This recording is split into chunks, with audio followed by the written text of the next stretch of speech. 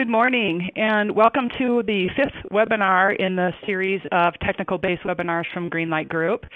I'm Stacy Madden. I'm the marketing manager here at Greenlight Group, and today we're going to be talking about HP Service Anywhere version 3, what's new about it, and really how it can appeal to the multiple generations that you have in your workforce. Our presenter today is Torrey Jones. He's a principal consultant for Greenlight Group. He's been with Greenlight for since 2010. And Torrey started working over a decade ago with legacy HP OpenView product, expanding with the growth of Service Manager in IT operations space. He's considered now an expert in the IT service management arena and has spent a large portion of his career on the customer side. Torrey's bringing his technical background to the consulting world now to help other organizations navigate that environment with IT Service Manager. So we're excited to hear what he has to share. I'd like to go over the agenda. We have, as we've done our introductions already, we'll get a little quick overview of Greenlight Group and a short discussion on what it really does it mean when we talk about generations in the workforce, as well as Service Anywhere. Again, what is it? What types of things are new? With version 3, what is it doing? And then a quick demo with that product. And we'll wrap up with some question and answers. I would like to mention that we will be watching questions as they come in. So if you have a question during the presentation, just use the question button with your Bright Talks. We'll check in with those occasionally and discuss those answers. So I'd like to turn it over to Torrey now and get on with the presentation. Okay, great. Thanks, Stacy. Appreciate it. Thanks for the nice introduction as well. Okay, so just real quick, for those of you who have not watched one of our Greenlight webinars in the past, Greenlight Group, who it is, who we are, what it is we do, and our areas of expertise. So just a quick recap here. So Greenlight Group started in 2004, headquartered in Salt Lake City, Utah. We're an HP Gold partner, which means we resell a large number of HP software. We do a large number of HP software implementations, so we engineering services as well. Just recently found out that we're one of Utah's fastest growing companies in 2013, so that's a positive sign, continued growth on our side. Winner of, in this case, there's a bullet here for the number one partner solution offering in 2012 from HP. We've won a number of awards from HP across the years. What do we do? We focus on providing end-to-end management solutions. So what does that mean? From an IT operations management space, we can help you solve problems across your IT operations space, whether it's network management, system management, service management from a ticketing system, incident, problem change, request, service catalog, that level of pieces, which we're going to be looking at today with Service Anywhere.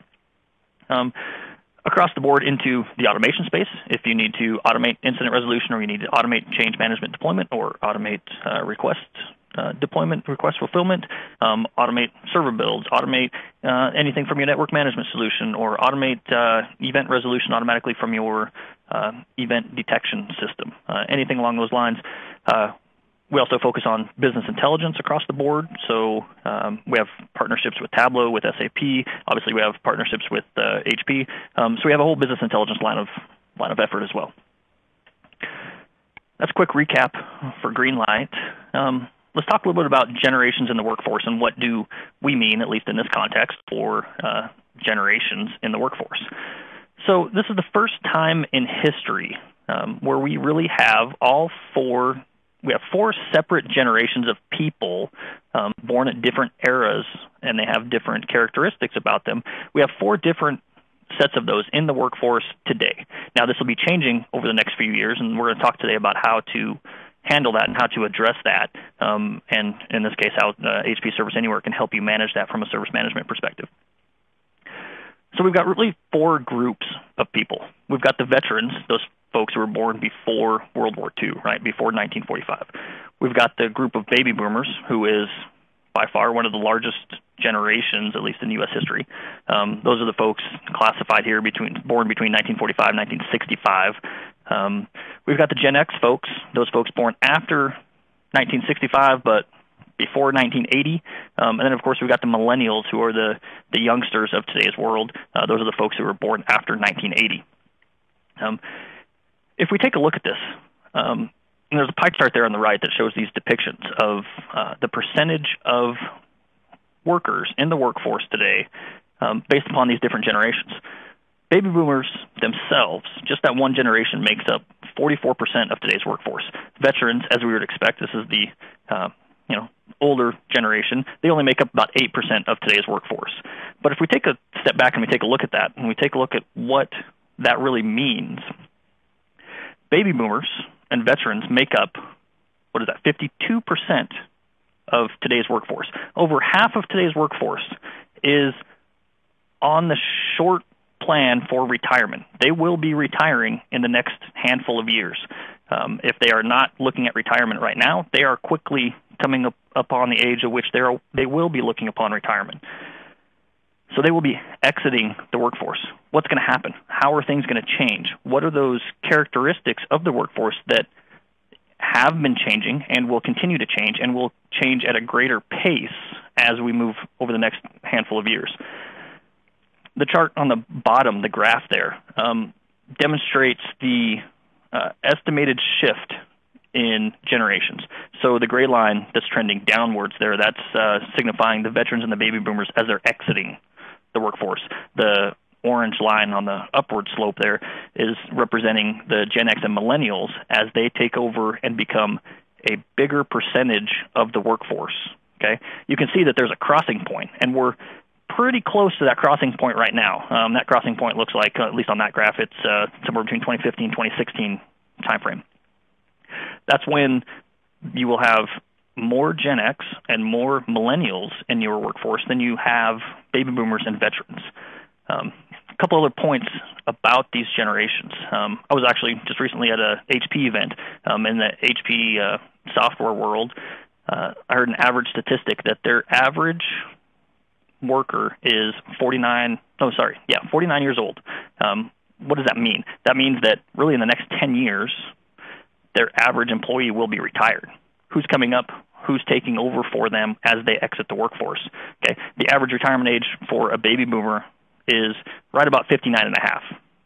Something magic about that number seems to be when you can start to pull off your 401k, but that's not saying there's any correlation there, but something seems to draw a correlation there in my head at least. So these different generations in the workforce, they all have different characteristics.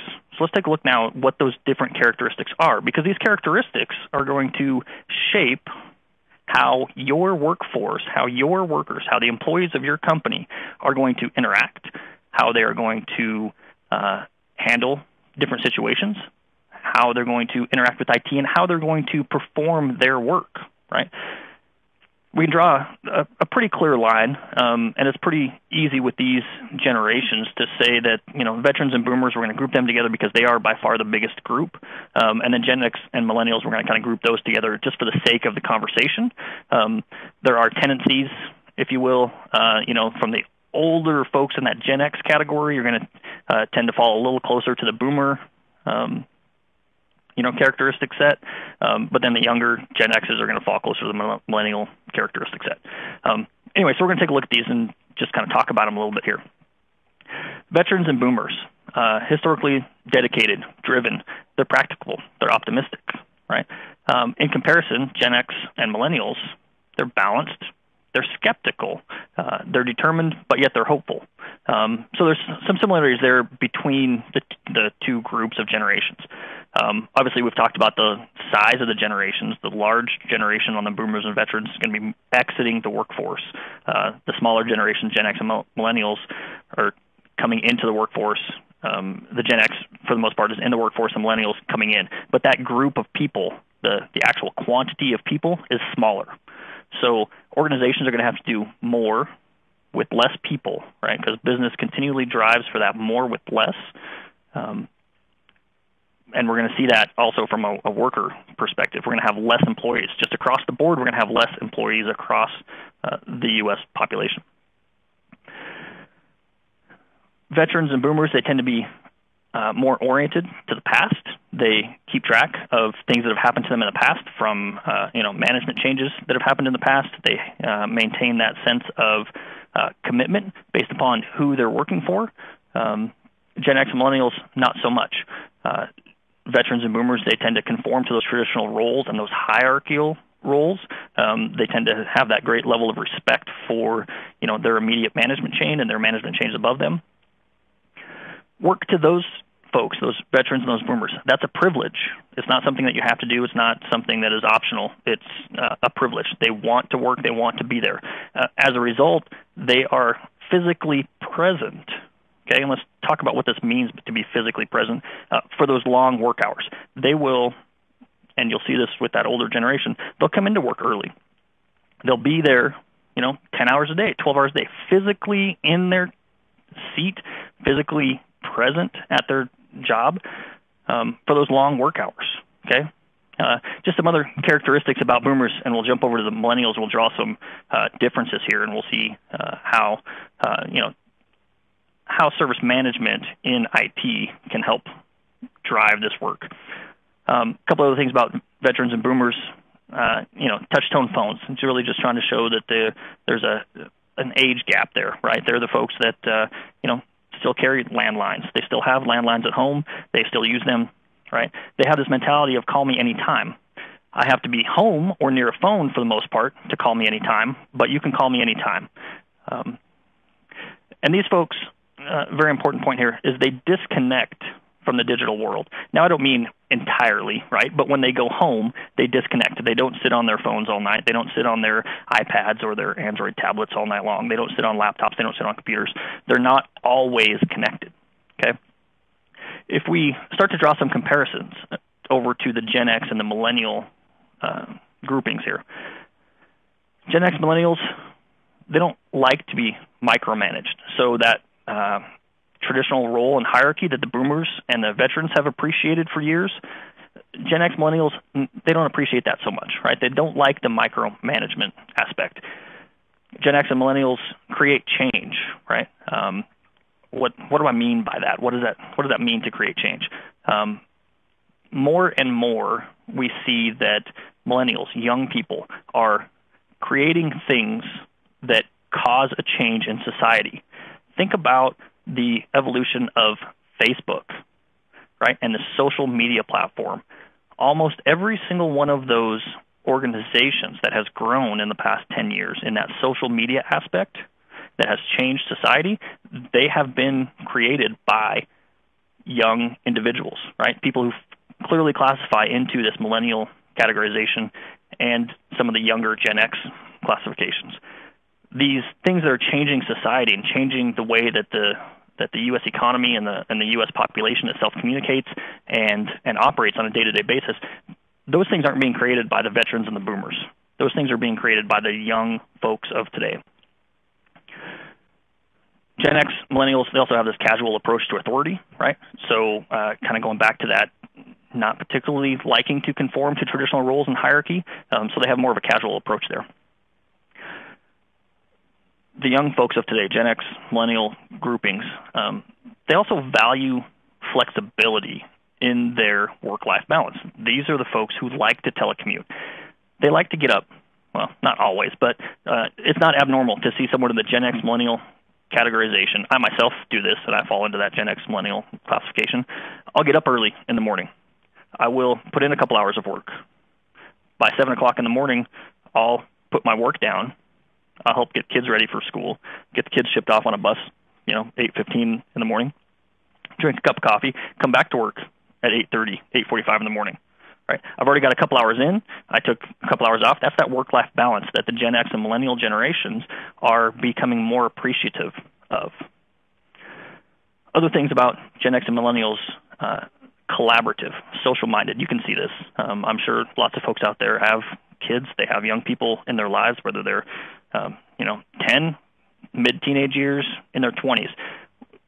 Kids of that age are collaborative. They're social-minded. they're always connected and they're always on some electronic device.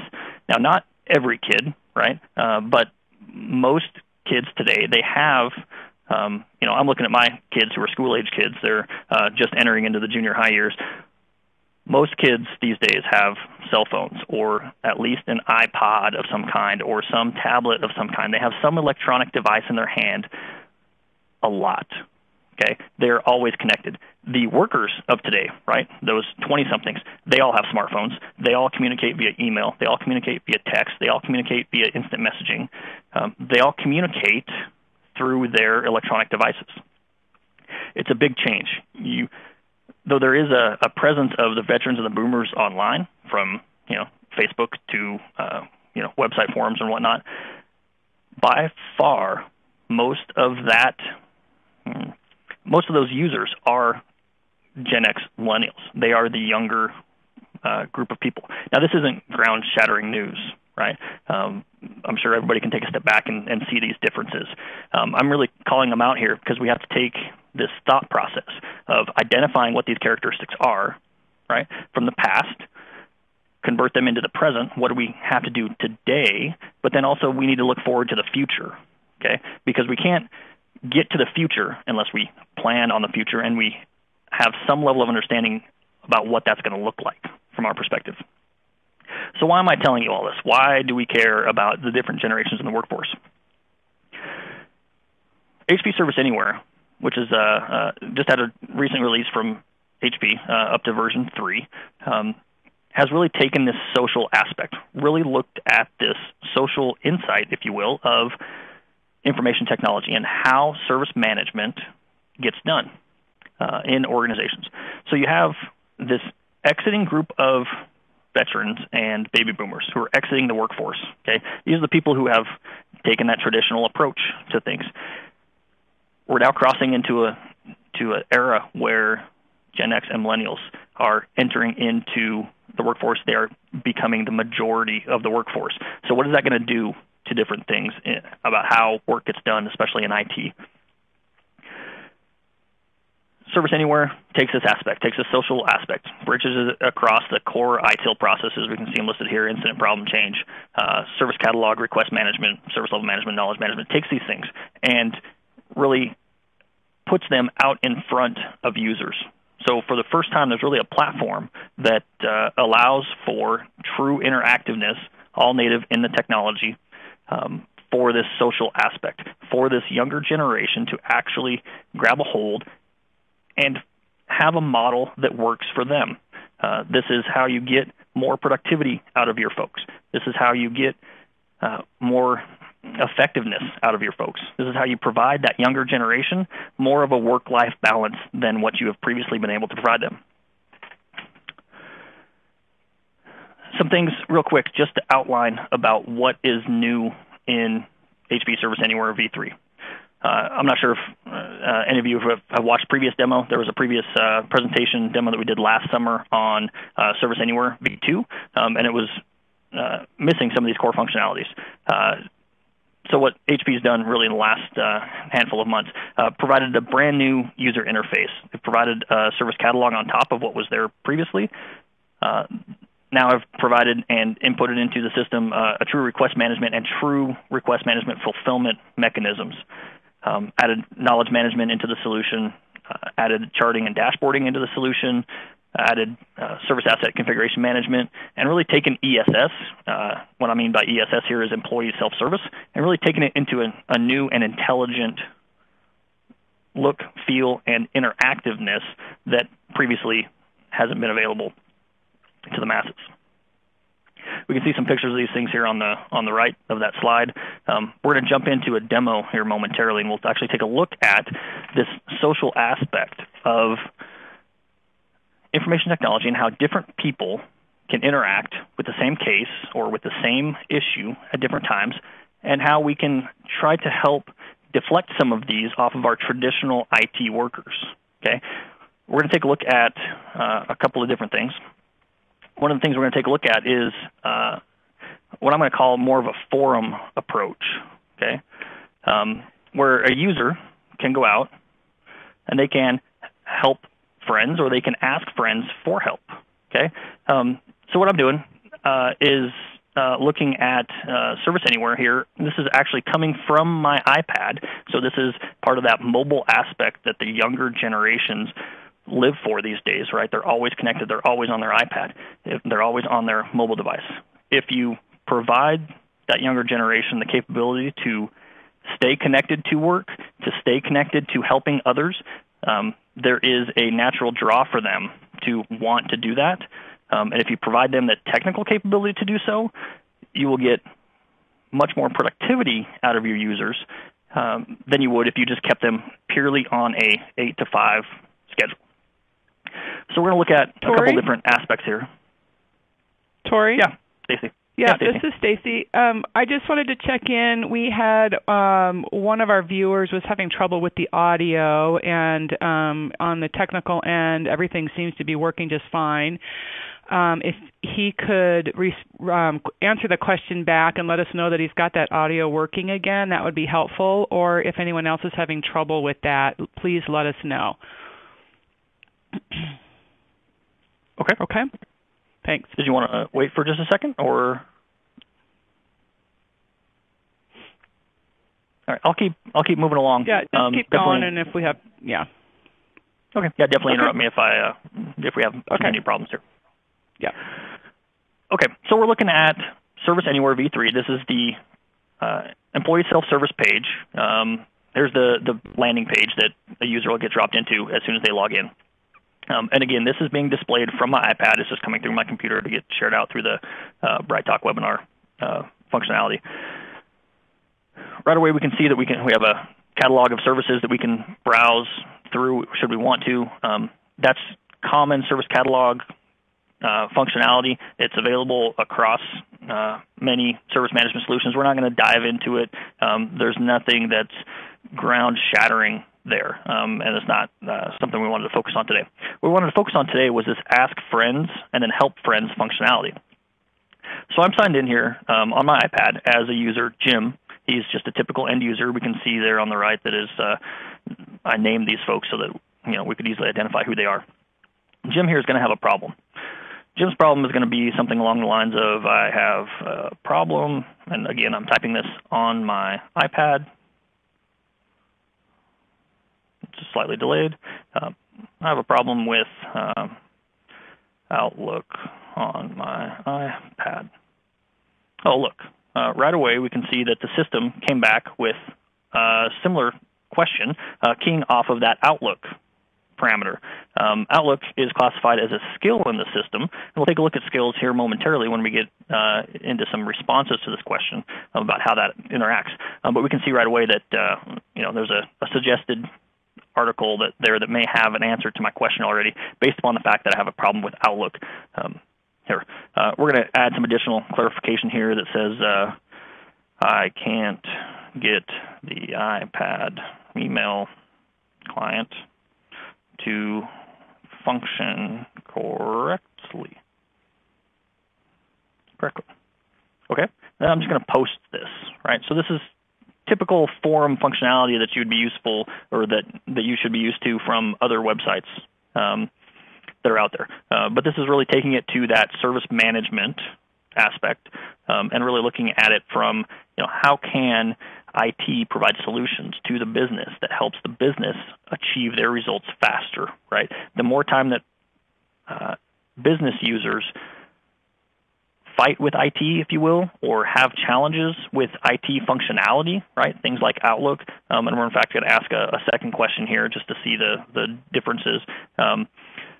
The more that users, and the end users and business users, have challenges with IT functionality, and the longer they spend trying to solve those problems, the less time they're actually doing what they need to be doing to help the business grow and to generate revenue. We're going to generate another question here just centered around SharePoint. SharePoint issue, I can't create a sub-site in my group's SharePoint site. Okay. Sure enough, there are some additional conversations that come up here that may or may not be related. I can select on these if I wanted to. I won't, because I want to kind of keep going through the demo here, but they can definitely be relevant and help users get to the answers that they are looking for quickly. Okay. For the title, create a subsite in SharePoint. I get the link to do so, but nothing happens. And being a Gen X millennial, I know that certain things are going to be asked for. What web browser am I using? What OS am I using? That sort of thing. So I'm going to add in here, I'm using Chrome on my iPad. So multiple challenges here, just for sake of demonstration. Chrome and a Microsoft product, as well as Chrome on an Apple product. So we've got Google fighting with both Microsoft and Apple, as happens in everyday life. So we're going to go ahead and post this question. Okay. Other functionality that can happen from this employee self-service page, and again, this is all happening straight from my iPad, so I'm not using any special app. So as long as this is available from a networking perspective, everything should be good to go. Other functionality here, obviously we saw the request support page originally, which has a service catalog as well as I just have an issue. So I can look at that. Also, we can look at help friends and use, hopefully, I had an email notification come in across the top of the pane there that identified me as Torrey, a real person who may be able to help Jim, the subsequent user here that we're acting as. I may be able to help him with one of his questions. So that's active notification, proactive notification. So the system reaching out to those people who have identified themselves as having those skills to help Jim. Without engaging IT, there has not been a support case opened yet. There has not been anything opened yet. This is really just a forum of questions of users helping users, right? Alleviating that need from having to interact with IT, right? Large organizations can have a large amount of people who have broad skills across the organization. May not be specific in, say, the SharePoint support team, but they may be able to help other users. Just on one-off situations. Other things we can do here is help friends, me or the user that we're acting as, Jim here, the true end user. This Torrey Jones guy seems to have a lot of questions in here. Possibly I can answer or help answer some of those. Possibly some of them apply to me. Can I use Dropbox while connected to the corporate wireless service? Interesting question. I actually have that same problem, me, Jim. So I'm going to click the And Me button, and we'll see that this is now asked by two users. It's that quick and easy for other users to jump onto a conversation, so now that they will get additional notifications and keep up to date on that particular conversation thread. Obviously, from Help Friends, we can get to questions that were for me, right? The questions I may be able to answer, me as Jim in this case. We have hot questions that are popular amongst the organization. We can see here that there's a number of questions that have been wanted by multiple people. Those may be questions that are relevant to me. And, of course, the questions that I myself have asked or have responded to trying to help other users. From an employee self-service perspective, that's great. We're going to jump over to we're not going to jump to Torrey. I've got multiple web browsers here set up just for reference. From my iPad, I'm acting as Jim. From a Chrome window, I'm acting as myself, Torrey Jones. From a Firefox window, I'm acting as Bob, who's an IT expert. And from an IE window, I'm acting as Sue, who's just a general IT user, just to signify the different personas that we have throughout a given organization. If I'm Sue here, I can jump over to the self-service portal and go review some of these questions and see if any of these, I'm going to try to help friends, right? I'm Sue. I'm home now. I don't know, maybe it's 8 o'clock and kids are in bed and I'm sitting down and I'm reviewing email and catching up from the day. Are there things out here that I could possibly help with? Well, sure enough, here's a question that came up, and this is in my Questions for Me section. Jim's question came up here. I have a problem with Outlook on my iPad. Now, let's explore about why some of these are coming up. in questions for me, right? So questions for me is driven off of the skill-based functionality that has been loaded into Service Anywhere. And a new user coming in immediately gets challenged for their skills so that they can input those and start helping others right away. If you want to go update them, you just go to this little drop-down menu, your profile, and now you have your preferences. I picked a nice picture of Sue Heck, who is, I don't know if anybody watches The Middle or not, but my family likes that show, so that's kind of where the picture came from. Anyway, if we jump over to her skills section, we can see here that she's using the following pieces of equipment: computers, laptops, mobile devices. She uses an HP EliteBook, an HP Envy, an iPhone. She uses iOS as well, an HP Folio, and the different applications and pieces of software: SharePoint, Dropbox. Apparently, she's a Unix person. She has HP UX, Red Hat Enterprise Linux listed here, Windows, as well as Microsoft Outlook 2010, which is precisely why her helping friends section of her questions came back with Jim's question of, I have an Outlook problem on my iPad. We're going to go here, and of course Sue can respond to this question and provide an answer. Hi, Jim. I have the same problem. Please let me know if you find a proper solution. Great. So now she's chimed in on that conversation. She can also come here and click the And Me section. Now, she didn't particularly provide an answer. She provided a comment here saying that she has the same issue. If we go over to Bob, and this is Bob, and Bob's got a number of skills here that we can look at as well. Because I'm not on ESS. Sorry, folks. If we go over to Self-Service Portal and go to his skills, we can see that he's going to have a number of skills. And Bob is an IT expert. Bob Marley, I'm a little bit of a Bob Marley music fan. If we look at his profile and his skills, he's got a number of skills here, different sets of things. He also uses an iPhone, apparently. He uses SharePoint, Microsoft Office, those sorts of things. So now if we go to his Help Friends section, he will get a different view, right? It's not all the same questions that Sue saw. The top one on his list is SharePoint issue. This is Jim's question. Jim can't create a subsite in SharePoint. He's using Chrome on his iPad. Hi, Jim. I see a number of things that could be causing your problem. If I can spell. First off, Chrome is not supported in the corporate environment with SharePoint. Additionally, SharePoint is not supported for use on an iPad.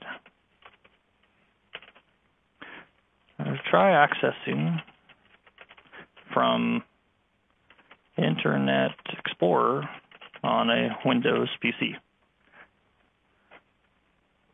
Okay, so there's a response, a valid response. We can see that Bob, the IT expert, has answered 3 questions. It keeps track of how many questions folks have answered. So you can start to establish this concept of clout, if you will, in your organization. Folks who have answered lots of questions are going to have a large number of questions answered. And from a forum perspective, from a person asking for help perspective, they're going to appreciate those folks who answer a lot of questions. They're going to think in their head that person has a lot more clout and actually is going to know and understand what they're talking about, which is a good thing. Okay, so that forum aspect, that's new. That is new in Service Anywhere v3. It is something that definitely from a generational gap, right? If we circle this back to the veterans and the baby boomers and the Gen X millennials, right? The younger crowd will definitely grab a hold of this and start to leverage it more and more, and start to increase their productivity, right? I mean, that's really the goal here, is reduce the number of calls and the number of things that IT itself has to handle in the traditional fashion and enable users to help themselves. Okay, taking that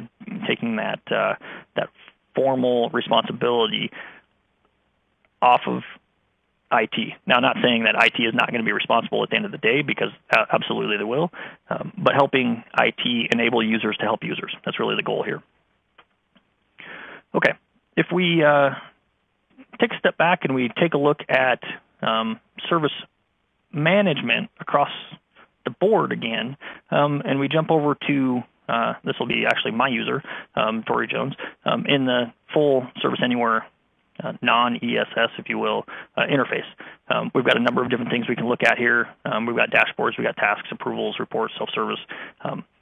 HP in their new UI has broken things up into plan, build, run, and administer groupings, if you will, from a menu perspective, so you can quickly find where you're at. And folks in operations will probably primarily interact with things in the run state. Folks in development will probably interact more with the build stage of the life cycle, and then planning from a service catalog management, service level management. That's more of a planning activity, correlating back to ITIL standards and whatnot. We're going to take a look at, just real quick, service request management. And we're going to dive in. And the next thing we're going to look at really is instant message conversations amongst people, amongst end users, amongst technicians, amongst people who are interacting with the system at that point in time. So we're going to take this case here, 11329. We're just going to take a look at it real quick. The general request details are shown here. Immediately down here in the resolution, we get some potential, suggested solutions for other challenges here. We've gotten a number of other cases. These are requests. You can see by the little tag of webmail login failure. Those are similar. So we're going to actually jump over, and we're going to start a discussion. Okay, and this discussion really is an instant messaging conversation amongst the person who I'm acting as, which at the moment is me, my own personal account here, and other folks who are in the system. We can see that there are a number of folks here in the system. These folks down here, identified with the green bar next to them, are folks who are online in the system. So we could engage immediately right now, Bob, Jim, or Sue. So we're going to grab Bob, and additionally, we're going to grab Jim, just because... just for demonstration purposes here. So I'm going to start a conversation here. Hi, Jim. Hi, Bob. I need some help with this case. Okay. So immediately we see that on the case it's logged that I, myself, Jones Torrey, started a live conversation. If I jump over to Jim, this is Bob. If I jump over to Bob, we can see that this is Bob just from the Firefox session here. He immediately got dragged into this conversation because I started an instant messaging conversation with him from my other user. So if I say, hi, Torrey, what's going on with that case? We can see immediately from Bob's perspective, he knows it's for request 11329, and we can start to have this instant messaging conversation amongst it. Bob responds. Torrey sees that in his window. Furthermore, over here on iPad, this is Jim now, right? Put your Jim hat on. Jim can see that this conversation is happening as well, and Jim can chime in. Again, from his iPad. Maybe Jim's mobile today. Maybe he's out meeting on customer sites or what have you, and he happens to be logged in checking on his ESS requests, or he happens to be logged in working on a support case for whatever reason.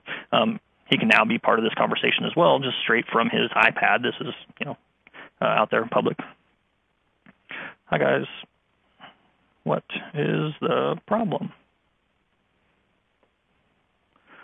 So Jim engages in the conversation. Now all of a sudden we have three people who are engaged in the conversation, okay, that can help resolve a problem. And now this is not something that somebody had to pick up a phone and dedicate 100% of their time to. This goes back to that social aspect that the younger generations deal with better than the boomers and the veterans of the world. They can handle text message conversations. They can handle instant message conversations. They can have multiple of these things going at the same time, and they handle the multi-threadedness, if you will, there, the multitasking very well. So they can work on a case for 5 minutes, and they can send an instant message conversation out through this mechanism, and they can turn around and they can get a response. Maybe that response comes 5-10 minutes later. In that 5 to 10 minutes, they're not sitting around waiting. They're off doing other things. They're being more productive with their time because they can, a computer science topic, time slice their time much better, right? They can engage in an instant message conversation, circle back, go pick up another instant message conversation, work on that for a minute. Oh, they got a response on the first one, and now all of a sudden they're multitasking in a much more effective fashion. Now, all this information, all the instant message conversations and whatnot, it all gets stored, timestamped, and logged against the case. We can see that from the instant message subject, request number 11329. Other functionality that we can show here is we can go to the item details. I'll actually do this in another window so we can see what it looks like in reality. So again, this was Bob. He was out helping other friends, right? He got pulled into this instant messaging conversation. If I'm Bob now and I click this Go to Item Details link, I will actually get pulled straight to the case. So again, providing that quicker ease of information travel. So now Bob can go take a look at the case, review what's been done, and possibly provide an ideal course of action for Torrey to help with. Okay, from a demonstration perspective, that effectively wraps up what I wanted to show everybody today. So I want to, just kind of circle the wagons a little bit here and really talk about, this generational difference between the veterans and the Gen X, if you will, right? The youngsters who are coming into the work environment and the older generations who are nearing retirement, right? So HP Service Anywhere can help with that aspect, and we just saw a couple of the pieces, a couple of the ways that it can help with that. Engaging and getting more collaborative, more social-minded, allowing access from anywhere at any time, right? So there's HP Service Anywhere is a SaaS-based solution, so it's hosted on HP infrastructure. It can be made available to just about any public network in the world. So there's no limitations there, and of course all of the benefits of being a SaaS present or a SaaS solution come along with it. Really enabling organizations to get to that next generation of workers. Okay. Stacy, have there been any questions come in? Hopefully we got the audio challenges sorted out. The audio challenges were fixed, and I don't have any questions up to this date. So hopefully we'll get some near the end. Okay. Well, I'm just about ready to wrap up, so if folks out there have questions, go ahead and submit those.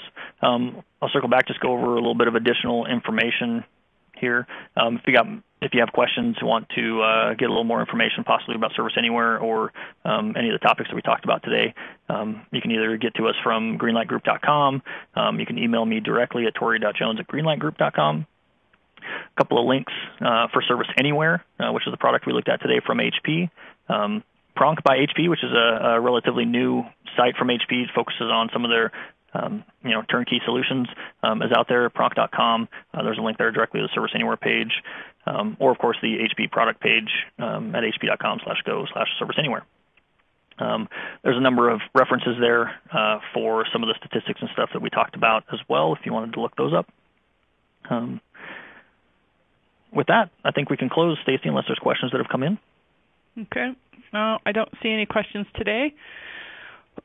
So we do have our whole list of webinars available to tap into on Bright Talks, and also if you just go to www.greenlightgroup.com, you'll be able to tap into all of our webinars right from our website. Okay. Well, we thank you so much for everybody attending, and we hope you have a great day and wonderful holidays. All right. Thank you, Stacy. Thanks, everybody, for attending. Appreciate it.